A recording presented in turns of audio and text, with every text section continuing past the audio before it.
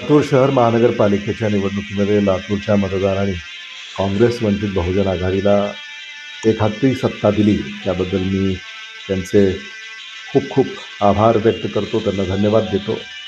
आणि लातूरच्या मतदारांनी पुन्हा एकदा दाखवून दिलं की लातूर हे नेहमी सत्याच्या बाजूने उभं राहतं आणि गुणवत्तेच्या बाजूने उभं राहतं. जे मुद्दे आम्ही लोकांपुढे घेऊन गेलो ते त्यांना पटले आणि म्हणूनच एवढं घवघवीत यश लातूरच्या मतदारांनी आम्हाला दिलं. एकीकडून राष्ट्रवादीचे नेते होते, एकीकडून भाजपचे नेते होते आणि आपण एकटेच खिल्ली लढवली. कसं? मी आता राजकारणामध्ये म्हणजे जेव्हा लढायचं असतं तेव्हा लढायचं असतं आणि आम्ही लढलो आणि जिंकलो. काँग्रेसची जी परंपरा आहे ती पुन्हा एकदा त्या परंपरेवर लातूरच्या मतदारांनी शिक्कामोर्तब केला. आदरणीय विलासराव देशमुख साहेब, आदरणीय शिवराज पाटील साहेब, आदरणीय शिवाजीराव पाटील निलंगेकर साहेब यांची जी वैचारिक परंपरा आहे त्याच्यावर शिक्कामोर्तब झालं असं मी मानतो. आणि आदरणीय दिलीपराव देशमुख साहेबांचं काम तेही चाललं.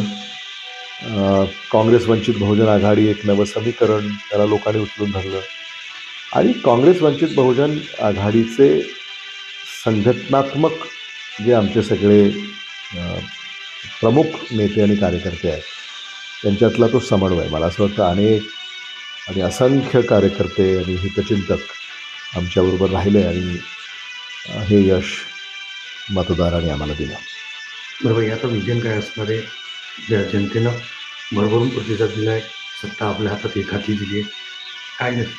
नाही, लातूरकरांचा जाहीरनामा जो आम्ही लातूरकरांसाठी म्हणजे पुढे आणला त्यालाही त्यांनी पाठिंबा दिला. त्यामुळे जाहीरनाम्यातले सगळेच मुद्दे अंमलात आणण्याचा आमचा प्राथमिकता असेल. आणि विशेषतः या 5 गॅरंटीज आम्ही दिल्या, म्हणजे भ्रष्टाचाराला फुल स्टॉप, पारदर्शक कारभार, गुणवत्ता प्रदान कारभार. सामान्य माणसं खरंच अडचणीत होती, हेळसांड होत होती त्यांची. लाल फितीमध्ये कारभार अडकलेला असायचा, सुलभता नव्हती कुठेच प्रशासनामध्ये. मला असं वाटतं की लोकाभिमुख प्रशासन हे जनतेला हवं आहे आणि ते आम्ही देणार. अनेक योजना आहेत, म्हणजे महिलांना मोफत सिटी बस आहे, किंवा नागरिकांचा आरोग्याचा विमा आहे, अपघाताचा विमा आहे, नागरिकांच्या वार्षिक आरोग्य मोफत जी तपासणी आहे ते असेल, वाहतुकीची कोंडी याच्यावर तोडगा काढणं असेल. आणि मग ज्या मूलभूत गरजा आहेत, लातूरचा विस्तार होतो आहे आणि विस्तारलेल्या लातूरमध्ये अजूनही विकास कामं करायची आहेत, मग ती अजून झालेली नाही. त्यामुळं मग घर तिथं रस्ता, नळ, नाली, पथदिवा, कचरा पेटी हे आम्ही देऊ असं सांगितलं आणि त्या दिशेनं आम्ही पावलं उचलतो. होय. आता महापालिका इलेक्शन संपली, आता जिल्हा परिषद सुरू झाली.